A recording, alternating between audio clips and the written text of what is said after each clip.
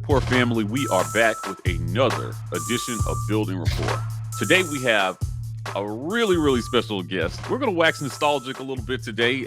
Joining us today is former offensive coordinator of the Auburn Tigers in 2004, Al Borges, joins us at the War Rapport. Coach, how you doing? Great. How you guys doing? Pretty good. Amazing. Good. Well, Coach, I want to get the interview kicked off asking you a little bit about taking the job at Auburn. You were coaching at Indiana. You get offered a job to come to the SEC. What was appealing about that job? What made you say yes, looking back on it? It was kind of, they had to say yes.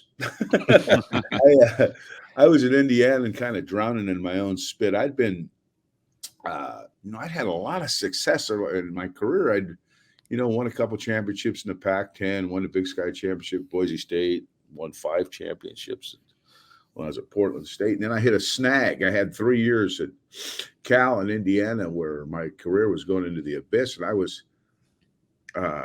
looking to get out. I wanted to get to a place where I felt we could win, Well, I had a connection to Auburn, and you remember Kevin Yoxel, Mike. I know. Yeah, absolutely. He's been on the show. He's been on the show. Yox's been on the show. He didn't badmouth me, did he? Because he did.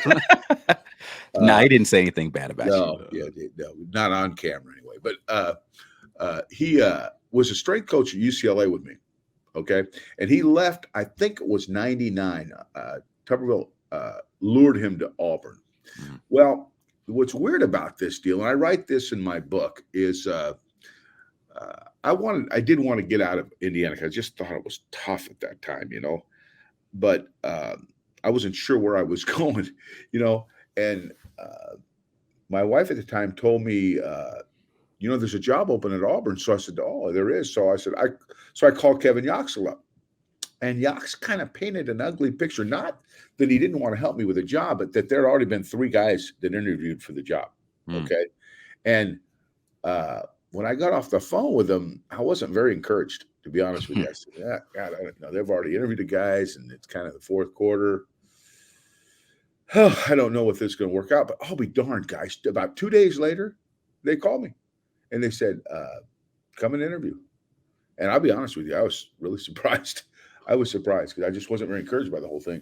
So here's the deal. I didn't know one thing about Auburn other than they had a running back named Cadillac. Okay? That's it. I didn't know about I didn't know, I'm in a vacuum when I coach. I don't know what's going on outside the wall. I didn't know they had some Jetgate scandal. I didn't know. Okay. So I didn't care. I said, I want to look into this, because I knew, I like coaching the SEC. I'd heard so much about it, but I didn't know much about Auburn. So they flew me down. Okay. And then I watched winter conditioning. And I stepped out in the field, and I've never seen a team so athletic. I mean, if you look at it, you think about it, you guys know Auburn, and you know the time. We had a quarterback that was 6'5", right out of Central Casting. If he's in Hollywood, that's just what you're looking for. 6'9" left tackle that could move his feet like a running back. 2 running backs that looked like NFL players and played like NFL players. Now, I didn't watch much film on them, but I just looked and said, this is what they're supposed to look like. And the thing that kind of surprised me the most was the receivers, because the receivers in the past had not been featured that much. So I didn't really, it was hard to, but you could tell they were rangy, and most of them had good speed. And if they didn't have good speed, they had good route running ability and receiving skills. So I just watched winter conditioning. I go, God, dog, I got to get this job. I mean, I don't know what's happened in the past, but recruiting is not their problem. They got guys here, Yeah. So I went through the interview process, and I'll be darned, I got the job. Now, when I got the job, it's like chasing a bear. What do you do once you catch it? I got in there, and I'm from California, man. I mean, I'm about as far from a Southerner as you can get. Okay. So not only do I have a coaching transition into the SEC, but I have a little bit of a cultural transition too. Right. And I called it you guys see the movie My Cousin Vinny? You ever see that movie? Mm-hmm. Yeah. Well, I was Vinny Gambini. I was the guy that came into Alabama with, didn't dress right, cussed too much, didn't know, never seen a grit, I never seen a grit in my life. I mean, I didn't do anything like a Southern and didn't really understand, the culture that much. So I had to make that adjustment. And again, it's another thing I talk about in my book about making just not just the transition to the football, but also the transition to the style of living. It was kind of cool, but I'm a little bit of a chameleon anyway, so that helped. But it didn't happen overnight. Let's just say that. But that's a long answer to my hiring. Quick follow-up. You mentioned that we had ranging receivers. We've had almost all of those receivers on the show. Devin, Ben Obumanu has come on. Courtney Taylor has come on. I still think that they were or are probably the best trio of wide receivers we've had come through Auburn in the last 20 years. Mm-hmm. But when you saw them on site, you said they looked like football players. And it takes me back to talent evaluation coming from Indiana. You could just tell the athletes in the SEC were built different, or that Auburn was evaluating talent at a high level. Like what was your thought? Can you expound on your thought when you saw the athletes? My thought was I had just been to winter conditioning at Indiana 2 days earlier. Mm-hmm. Okay. If we had practiced, we had winter conditioning. And then I went to to Auburn. I said, holy smoke. The only two things these teams have in common is they're Division I. After that, the disparity in talent was off the hook. Wow. What I found with the receivers, and I didn't see this as much when I went to the interview, but I saw when I started getting into spring practice and we started to set up roles for each player, because that's really what you got to do. You got to find out how everybody fits. You know what I mean? If you're going to make it work. As I found that we had a speed guy with Devin Aromashu. He could run by anybody. I mean, he was faster than grease lightning, good taking balls over the top. He fit that role real well. And then we had Courtney Taylor, who was more of a he had good speed, but not like Devin. He could go inside, do dirty work, you know what I mean, catch balls in the middle in traffic, and probably had the best run after catch skills of any of them. Okay. And then you had Ben Obumanu, who was a perfect mixture of all of them. Ben could get in and out of cuts fast. He could take 50-50 balls, good at catching a ball in a crowd, excellent route runner, and really smart. Okay. And then you add to that Anthony Mix. Now, Mix is not what a lot of the NFL teams see as the typical slot.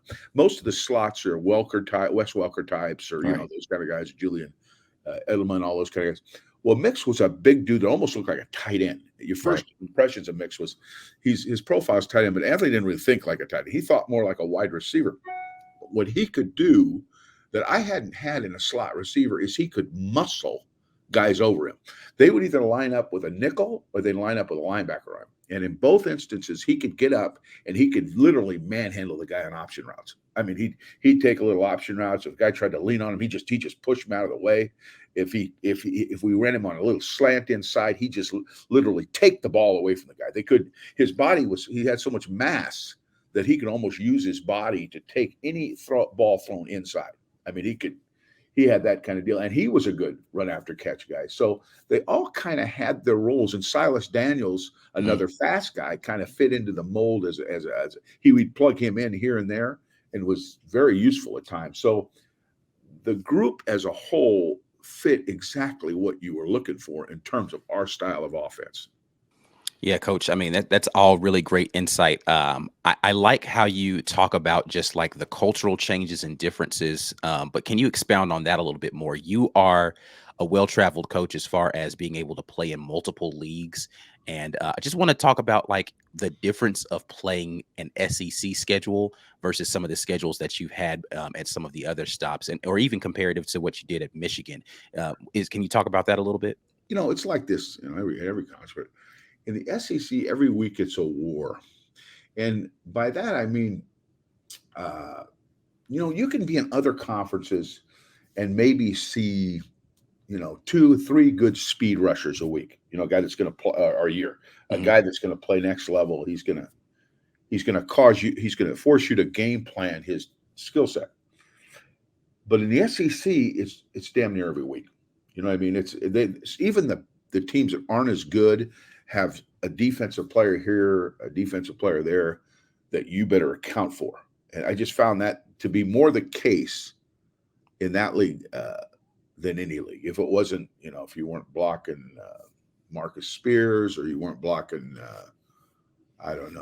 David Pollock, You were blocking Willis, the inside linebacker for Ole Miss, who made every tackle, it seemed like. I mean, he was unbelievable, this guy. Or some block down corner. You know what I mean? Some dude that, everybody had a corner that could really cover. It's just a different deal. Now, you could match them. It wasn't like you were, at Auburn, you could anyway. I mean, maybe not some of the other schools. You could match them, but it was a challenge. And it was more of a challenge to me at Auburn maybe than any other place. But we were equipped to match. You know what I mean? Where other places like Indiana, we play Ohio State, we were not equipped to match. We were not, we just couldn't. We couldn't, not with any consistency, maybe another team, but not the upper echelon of those leagues. But I felt like at Auburn, we could match anybody. Okay, Coach. So you get the job. I want to ask you a little bit about working with Coach Tuberville. He's pretty famously and pretty widely known as a defensive guy. So they bring you in. You bring in what we call the West Coast offense at the time. So you're bringing in a different kind of attack than Auburn maybe has been used to. Can you talk a little bit about what it was like being offensive coordinator under Coach Tuberville? Was he how involved in game planning and play calling was he, or did he just, let's say, Al, I brought you in to do your thing, do your thing?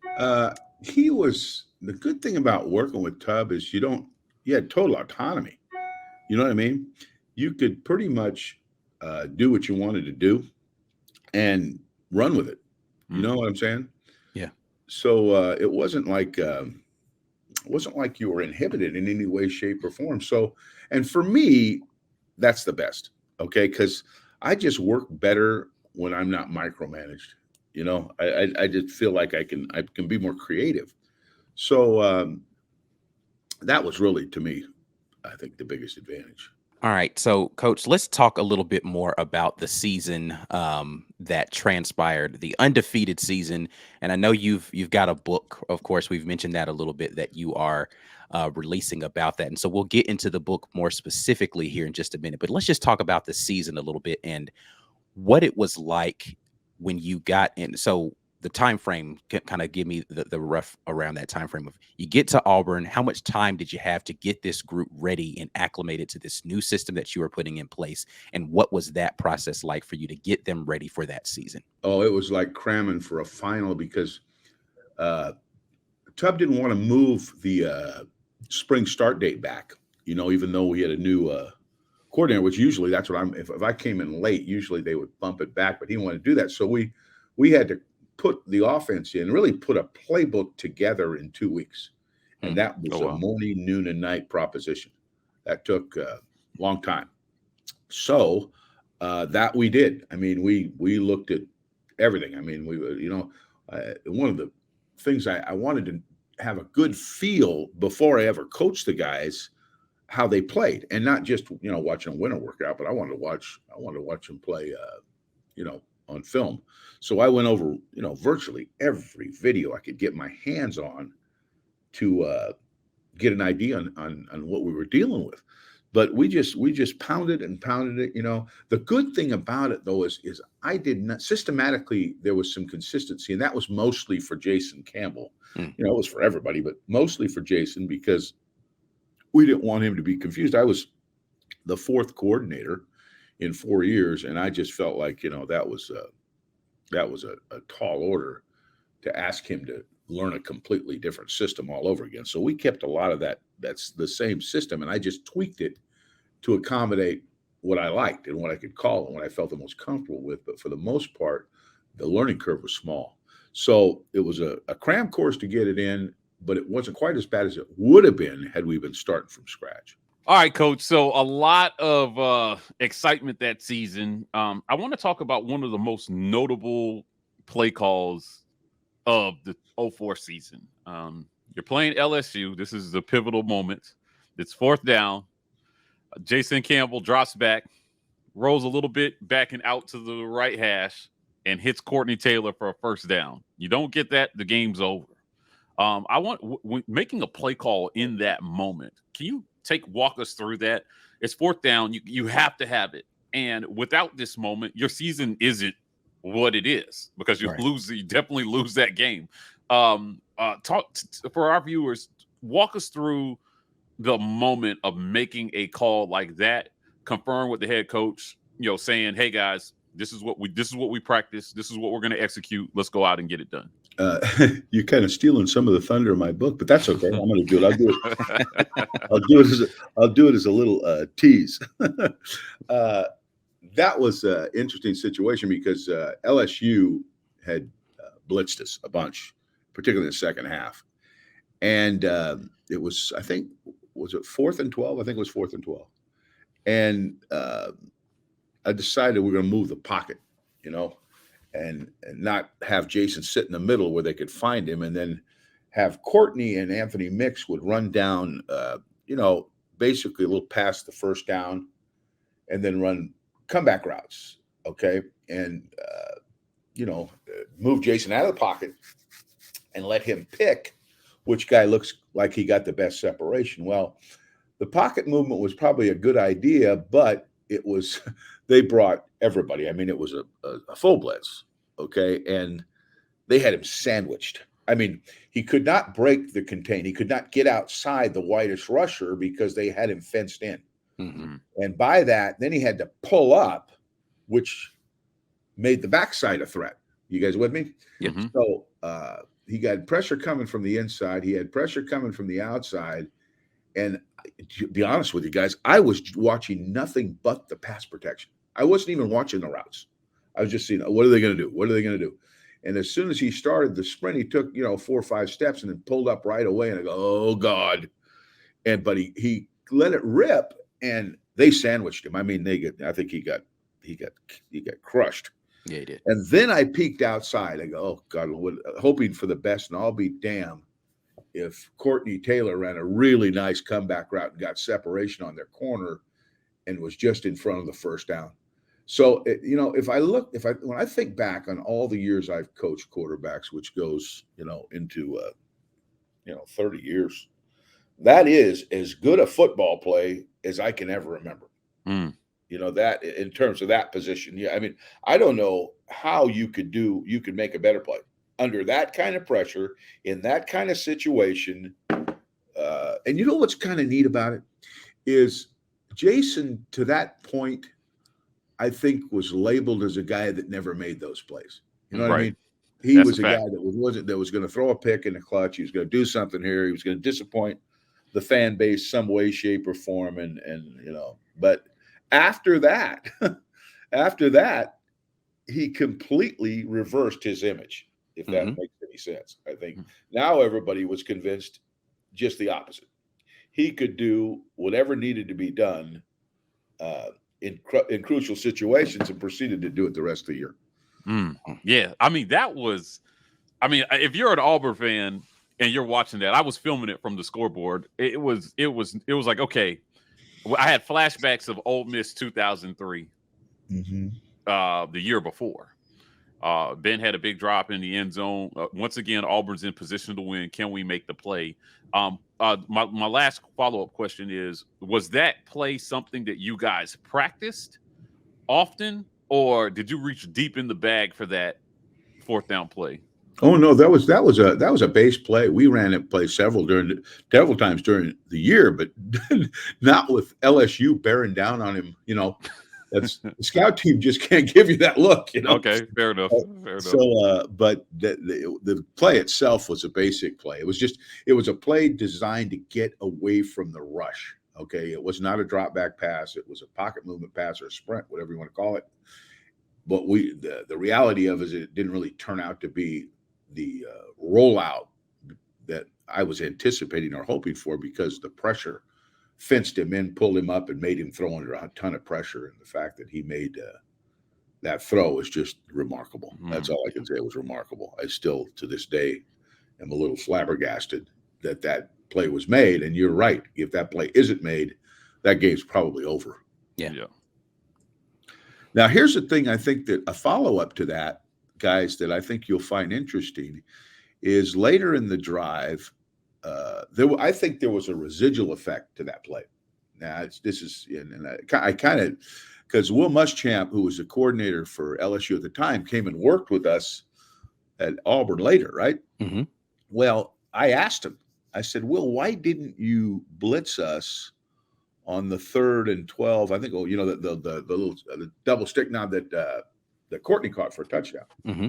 And I think it had an effect on them when we got back into a passing situation. He had beaten the blitz earlier, and the next time they chose not to blitz. Well, we went to an empty formation, which would have left us vulnerable to a blitz in terms of having to throw a hot route or something, and they didn't blitz, which gave us a chance to do what we did and helped us win the game. So I think that play had an effect on later plays. Interesting.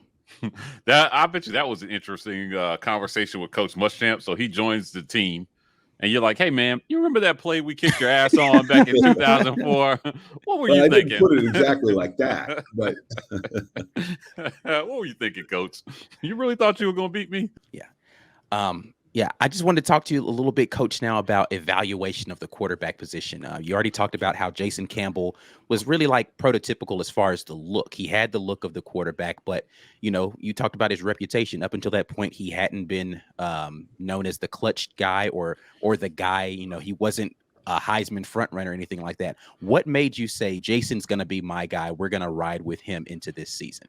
Jason, he checked the boxes. I mean, everything you were looking for in a quarterback, he really had. I mean, he was tall enough. He was athletic enough. He had a quick release and a strong arm. The team loved him. He had kind of quiet leadership skills. I just think I couldn't find anything wrong with him. You know what I mean? There was nothing that was stood out to me. Now he had not performed consistently, but I think that was more of a mindset than anything else. When I got there, watching all the video that I watched, the one conclusion that I drew is I just felt like he was playing a little scared. I didn't think, and not scared of getting hit or any of that. He was plenty tough. He was just afraid to make a mistake. Right. Kind of a feeling like he was a guy that didn't want to lose a game. And I told him, I said, I don't know if we could ever be a great team with you thinking like that. I think you gotta let it rip. And that's a term we used the whole time. I put it in my book. The whole thing is go out there with the idea that, we're not going to swing at pitches in the dirt, but we're going to try and hit a home run. You know what I mean? And make good decisions and let your footwork take you and your eyes take you to the reads. And, if you screw it up, I'll tell you what, I'll take the blame. I'll just tell them I called a bad play. They don't think much of me right now anyway. So that'll be real believable, But so that's when he turned. And it was more, I think, after the Tennessee game. I think that was really the what I called in the book, I called the coming out party, where he really decided that he was going to take the team and carry him on his shoulders when we weren't able to run the ball as well as we wanted. Because it's in certain games, it gets tougher to rush the football, even with good backs like we had. And there has to be someone who fills the void. And I think you saw probably the best example of that in the second Tennessee game, where, the game became real tight. He just basically took the game on his shoulders and went out and won the game. So, but that was the difference, is his mindset changed because all the physical attributes were already there. Right. Was there any, let me get one follow-up in here, Mike. Was there any pressure to play one of the young guys? Specifically, you had, a guy in Brandon Cox, who was highly touted coming out of high school. It wasn't as common to play freshmen, quarterbacks, but was there any pressure to say, hey, we're going to roll with the new young gun? Not really pressure, but in the early games, we were putting Cox in the game before the game was decided, which I didn't like. That wasn't my decision. I was trying to build Jason's confidence up, and anybody, when you stick a guy in there in the middle of the second quarter and the game's not decided yet, I just don't think that bodes well. But that wasn't my decision. So, but did I feel pressure to make a change? Never. No, I was never. And I think Tommy's rationale was that he just wanted to get Cox some experience. I figure we can get him experience when the game's out of hand. And in that year, there was a lot of opportunities for that. Some years it was none, So, but we stopped doing that after a while. When we got into the thick of the schedule, we didn't do that. So, no, I didn't but I never really did feel pressure to make a change. I just felt like in the off season before we started that the fan base just wasn't in Jason Campbell's court, Right. But once he proved to him that he was the kind of player that he was, that did a 180. For So sure. and that's any fan base. That's not the quarterback's always subjects himself to incredible scrutiny, as does the coordinator. I just don't wear the same boat, man. They're going to blame it on you, or they're going to blame it on me, or they're going to blame it on both of us. So we may as well stick together and see if we can't get this thing to work. And Right. I think that's what he did. That's what the rest of the team followed. I'm not putting this in the interview, but Coach, I think by now the average fan knows less than nothing. And having every once in a while they would give me a game off, and I had 2 tickets to every game, plus I had my press pass, so I'd go sit in the student section, and I lasted about 10 minutes listening to fans talk in the student section. And I mean, obviously for me it was a little different because I was around the team 24/7. I'm filming their practices, but that was my realization that most fans don't know what they're talking about at all, right? Well, here's the deal: is I spent my entire adult life on football. That's what I do. You know what I mean? Right, wrong, or indifferent. I mean, and I'm not perfect. God, I wish I made over 30,000 play calls in my career. And they weren't all perfect. They were a long way from it. But this is what we do, and we because this is what we do, we I think have the most educated. We can make the most educated guesses as to how to go about it because of our background. Just like anybody else in any other job, if they've done it a long time, I'm gonna put my faith in their ability to execute it better than I would myself if I didn't do that job. But the fan base, and in particular the Auburn fan base, but any fan base, is passionate. And when you're passionate, you don't always think clearly.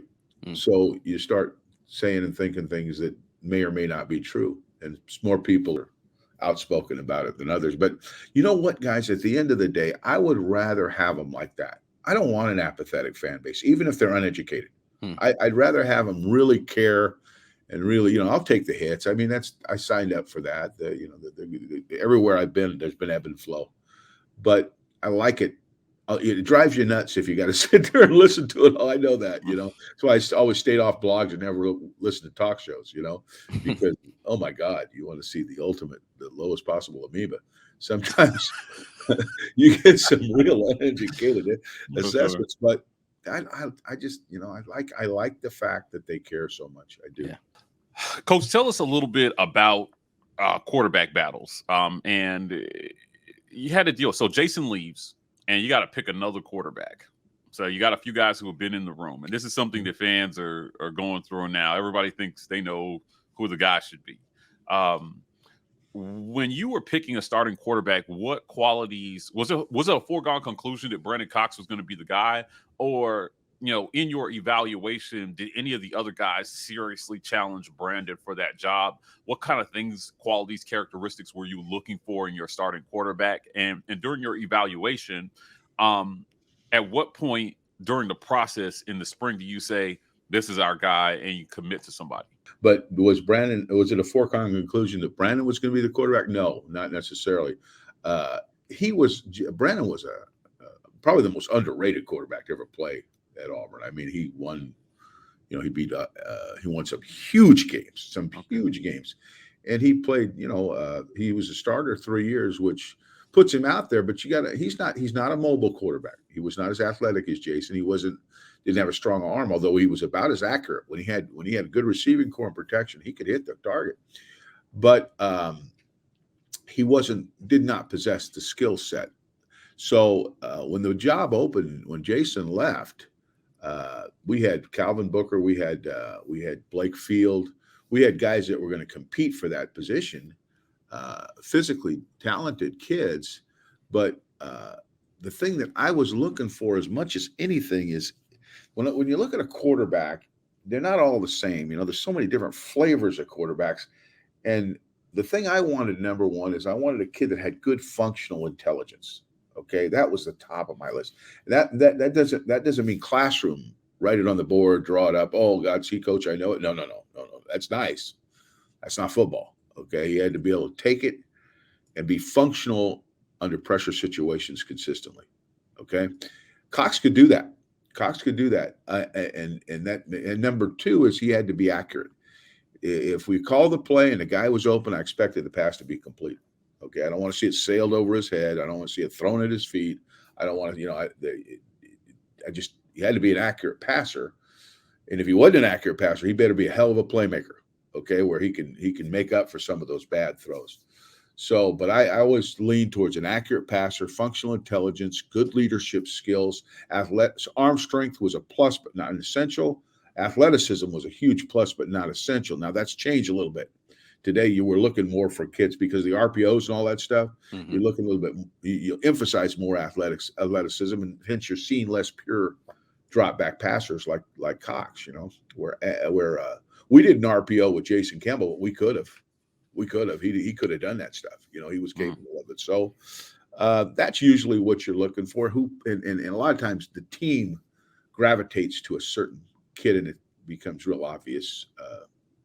And sometimes they gravitate to two kids, what makes it harder. But I don't think it did in Cox's case. So, he won the job, but he was not a shoo-in for the job. All right, Coach.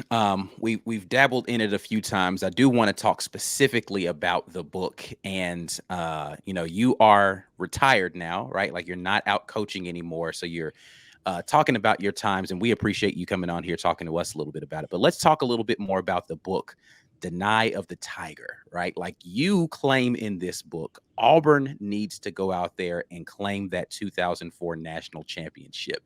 Talk to us about the book and a little bit about some of the things that people can expect to hear from your perspective in there. I don't really claim that. I claim that. I don't claim it really in the book. I claim it more than anything else. I don't think what I do is I draw a picture of why they should. Okay. But come out and just say, hey, the NC2A is stupid. They shouldn't have done this. I don't say that. But I give you a picture from the beginning of when I was hired to the 2005 Sugar Bowl of why this was the best team in the country. And when you consider that USC eliminated themselves, they're definitely the best team in the country. Right. To me, it's a no-brainer because the other teams that would be considered are not as good of football teams. And I think if you took a vote today of anybody who was educated in that season and eliminate USC, that Auburn would be the number one team. But Coach, that's a bold statement. Now, if I recall correctly, that 2003 Oklahoma team had a Heisman winner on it, right? Jason White was on that team. Mm-hmm. Yes, the year before. They had some horses. They did. They were good. But here's my contention is I don't think Oklahoma matched up with us very well. We were much better defensively, okay?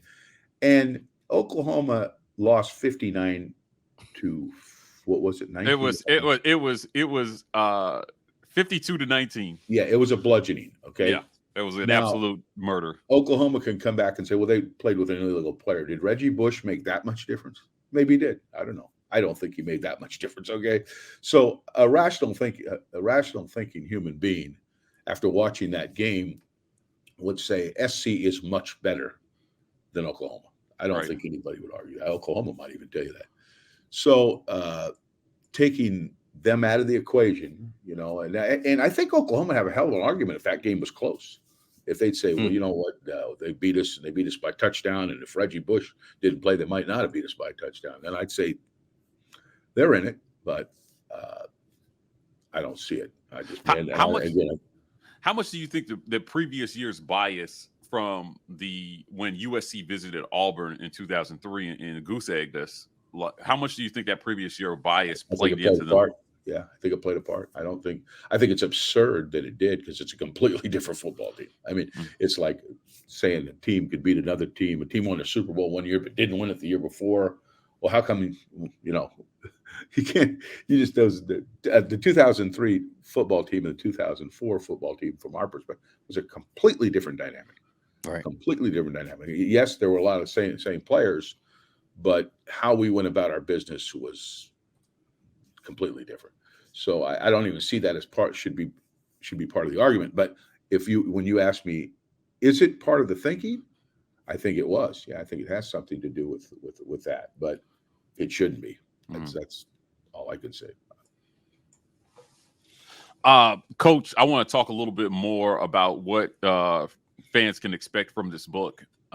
You had two very highly rated running backs that made the decision to come back to Auburn for their senior season, and Ronnie Brown and Cadillac. There was speculation the year before that one, if not both of them, might go to the league. And when you came to Auburn, did they talk to you a little bit about those guys' decision to stay? And what were there promises made to them? Like, hey, if you guys come back, we're going to make sure both of you guys get a chance to showcase your talents. Was that something that you had to face in the interview about how you would utilize those two guys? I'm not very good at promises, so I didn't make any promises. But what I did do is this, and this was key. Cadillac took care of himself to me. Cadillac was a tailback. He was going to play, there 2/3 of the time at least, if not more. The issue was Ronnie. Okay, he was the issue. So when I got there and I'd watched him through winter conditions such, I looked at him, and I'm an old timer. I can, I came up in the West Coast offense, and I watched Roger Craig. I don't know if you remember Roger Craig, but Roger I'm a big Craig, 49ers fan, so absolutely do. Yeah, Roger was an incredible player. Should be in the Hall of Fame. But Ronnie reminded me of Roger Craig, profile-wise. Now, their styles weren't exact. Craig was a leg lifter. Ronnie didn't run that way, but they both could catch a BB in the dark. I mean, they could catch the ball. About the same speed. Ronnie could run sub 4.4 at the combine. He was a 4.3. Yeah, he was a 4.3 guy. 4.3 something in the combine. Yeah, I mean, he could fly. I mean, look, this guy's got it all. He can catch the ball. He's fast. He's tough. He's smart as hell. So I brought him in. I said, Ronnie, and you remember now, I don't really know Ronnie Brown that well. I'm just trying to, but he looked like he could be a hybrid fullback to me. Mm-hmm. Now, he's already proven he can play halfback, and we're going to use him there too. But there's, Cadillac was got to play there. So how are we going to make this work? So I said, I told him, I said, if you'll do some dirty work, if you'll lead block some, you know what I mean, and pass block, do the things that a fullback has to do, I'll triple your playing time, at least double your playing time, and we'll incorporate you into the passing game from not just your halfback position, but also your fullback position. And he was so receptive to it. That's what made it work. That was it. His unselfishness was a microcosm of our team. He said, Coach, just get me on the field. Well, two things happened that were huge. I mean, monumental to me. One, he turned himself into the second pick in the NFL draft. Yep. Why? Because he's fast and he caught 34, 35 passes. Okay. And number two, our team went 13-0.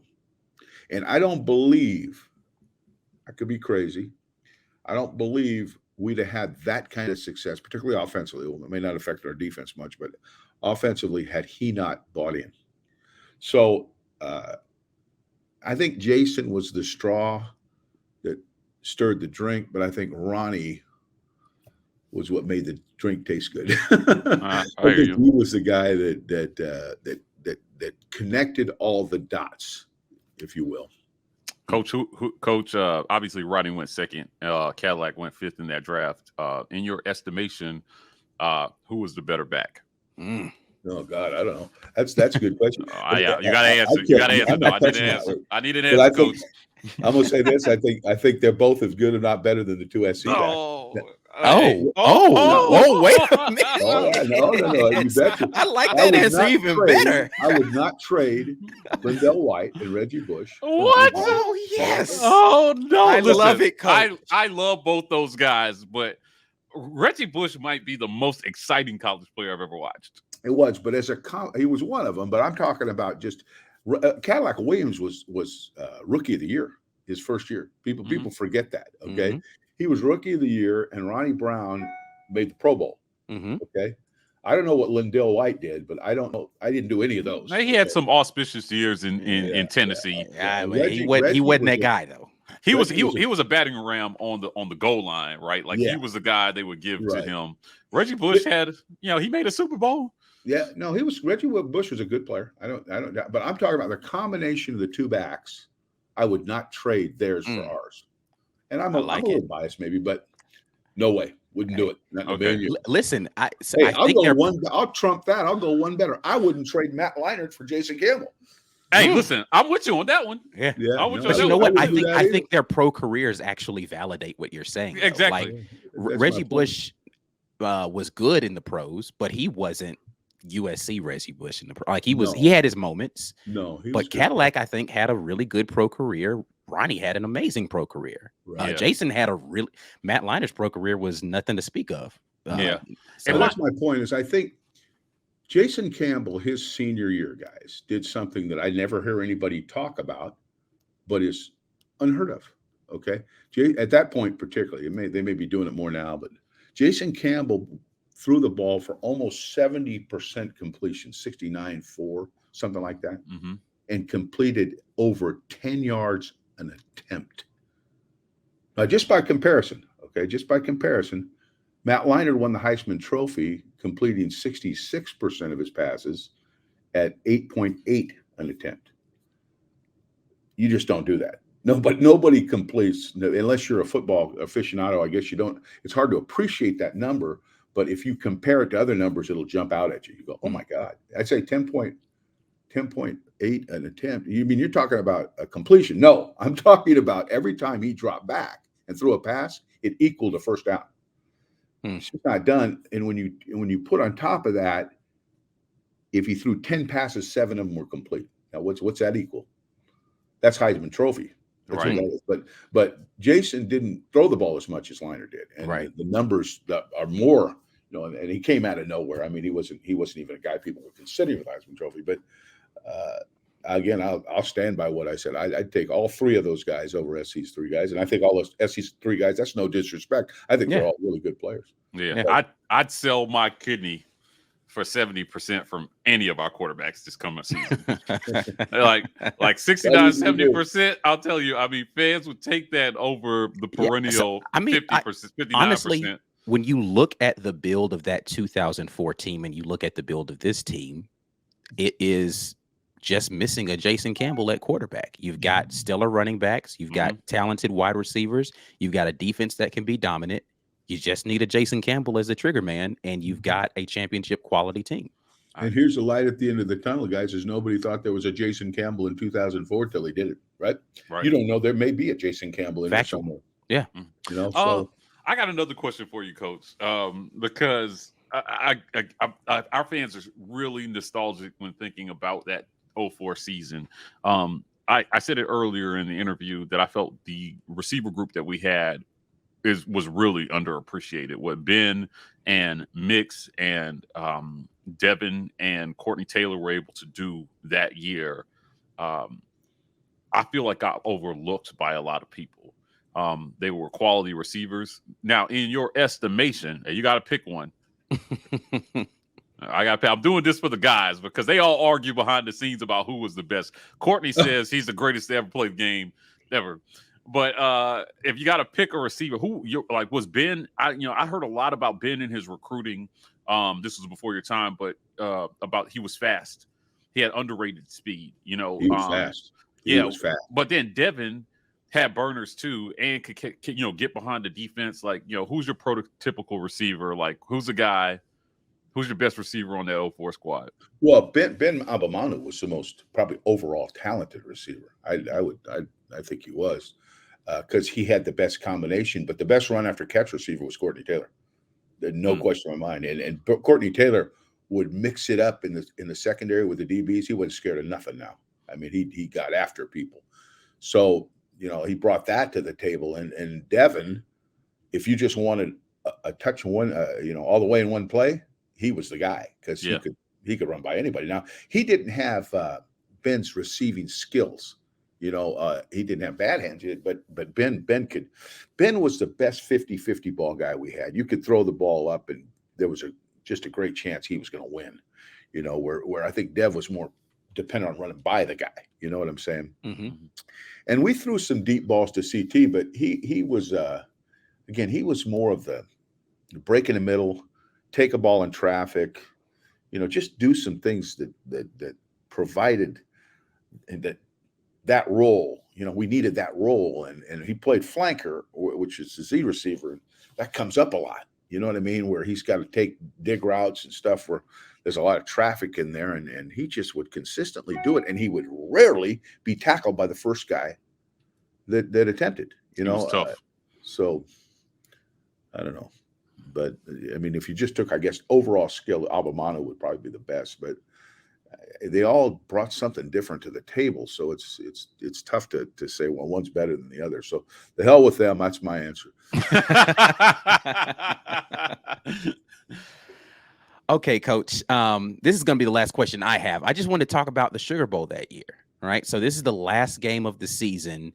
And this is what determines whether or not you guys are going to be undefeated ultimately, right? Of course, it's the last opportunity you have to win. Can you talk about the team's mindset going into that game, knowing you would not be playing for a national championship on the books? Like, what was that like? Because you hear a lot about people that they're not motivated to play the game, right? Can you talk about the mindset of that team going into the Sugar Bowl and what you all were thinking about leading up to that game? Well, there's obviously disappointment because we ended up being the odd man out.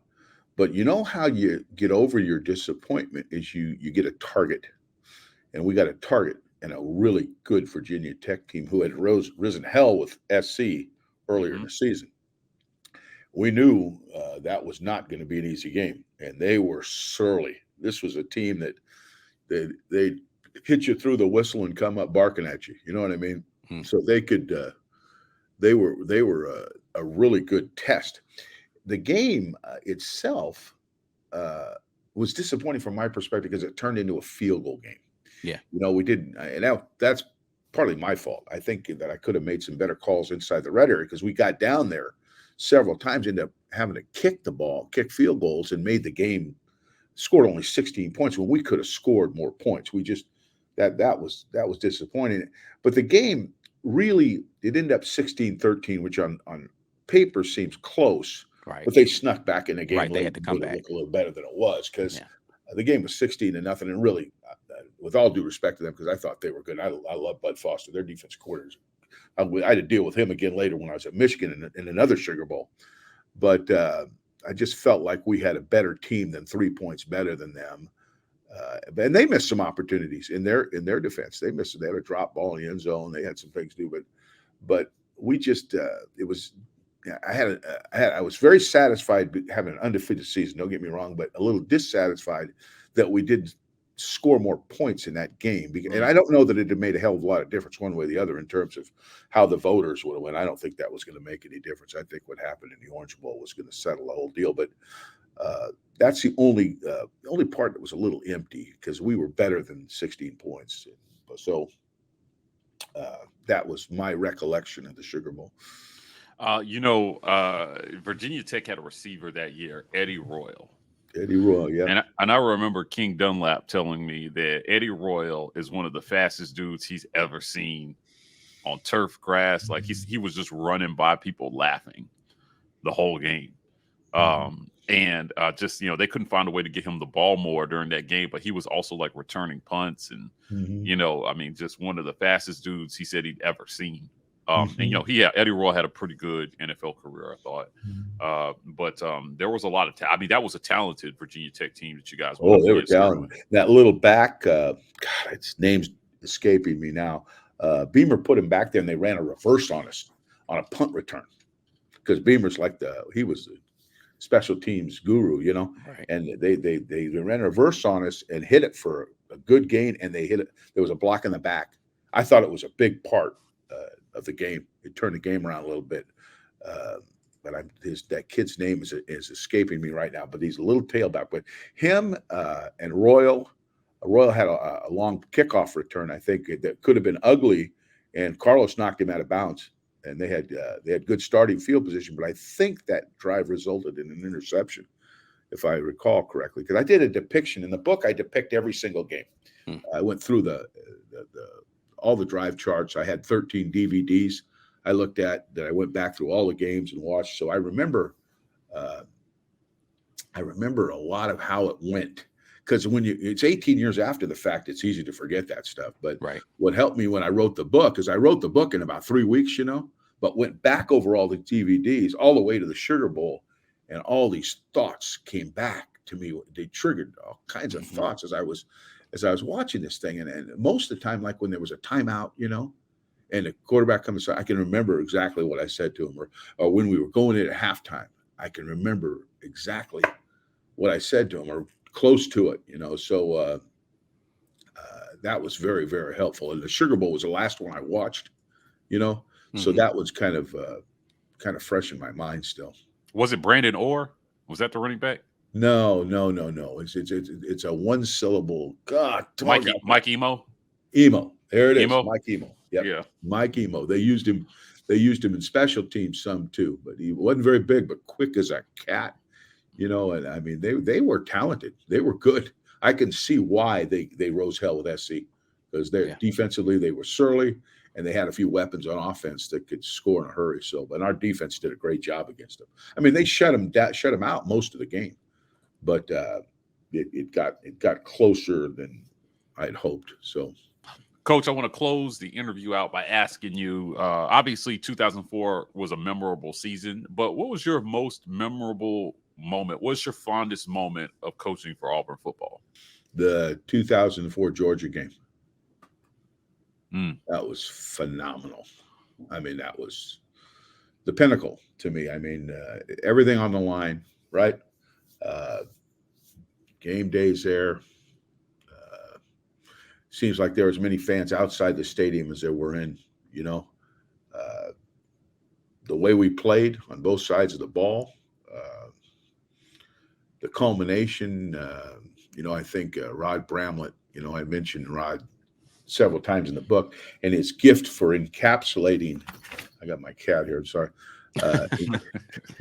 His gift for encapsulating what just happened verbally, okay?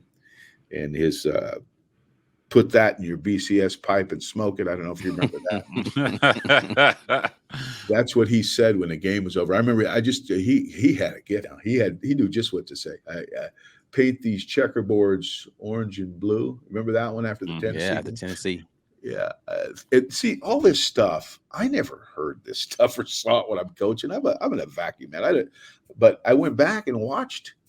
I watched things I never saw, guys. I listened to Rod's telecast. I watched the post-game celebrations, which, I was tied up doing something and didn't see at the time. And it was so cool to relive that season through the videos, and then relive that synergy and that celebratory atmosphere after games. And that gave me a chance. Watching the interviews with ESPN or CBS or whoever the hell it was, it was neat. It was really neat. So, and I tried to put that in the book. I tried to make that a big part of the book, because it was something that I just didn't experience at the time, but got a chance to after the fact.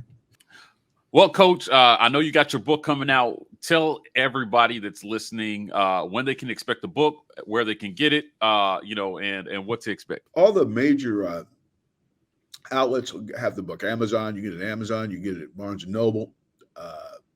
Hopefully we can get it some put in J&M there locally, and then I'm going to be at the LSU game. My plan, if everything goes the way it's supposed to go and the timing's right, the book comes out when they told me, which is in August, that should give people a chance to buy the book. And then I'm going to be at the October 1st LSU game for a book signing. And I've already talked to Auburn about this. They're going to set me up with a booth, and I'll have a book signing then, and maybe something even before then. But that's really my plan at this point. But it should come out in August. Again, it's in the typesetting stages right now. The book has been edited and everything. It's just a matter of putting everything together, the cover and everything. And I'm just trying to throw out some preemptive shots here just to let people know. And then what we can do later on, guys, is if it's okay with you, come back on and you guys will have read the book, or at least heard about the book, and we can talk about what's in it in more detail. I won't have absolutely. I'd love it. So but that's it. And remember, the last thing I'm going to say, and I've said this on most of the radio shows or podcasts I've done, this is a book written by a football coach, not written by Ernest Hemingway. or by Right. John Gotcha. Steinbeck or John Grisham. This isn't one of those. This is me talking to you, bringing you into the locker room, into the huddle, into the on the sidelines. You know what I'm saying? Yeah.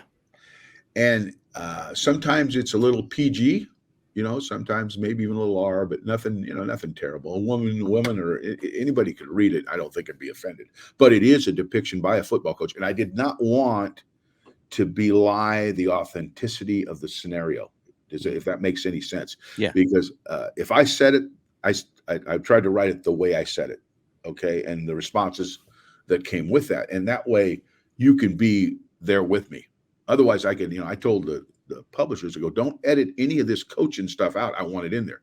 If the sentence structure's bad or the punctuation, do all that like you always do, but don't get away from the message I'm trying to send here. And it may not sound always, maybe a little George Patton to it, but I want that to come through to the reader. And awesome.